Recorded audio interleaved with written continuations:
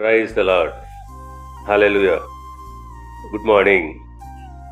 క్రీస్తునందు ప్రియులారా, దేవుడు తన ప్రజలకు ఒక గొప్ప ఆశాభావాన్ని ఇస్తున్నాడు.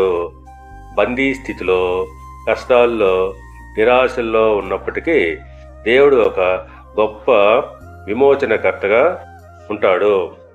మీకా గ్రంథము 2వ అధ్యాయము 13వ వచనం ప్రకారంగా, ప్రాకారములు పడగొట్టువాడు వారికి ముందుగా పోవును, వారు గుమ్మమును పడగొట్టి దాని ద్వారా దాటిపోదురు, వారి రాజు వారికి ముందుగా నడుచును, యెహోవా వారికి నాయకుడుగా ఉండును. అవును, మన జీవితంలో సమస్యలు గోడవలే అనిపించినప్పుడు దేవుడు వాటిని విరిచే శక్తిమంతుడు.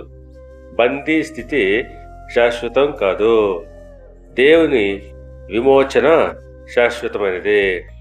మనము విశ్వాసంతో ముందుకు సాగాలి, ఎందుకంటే దేవుడు ముందుండి నడిపిస్తాడు.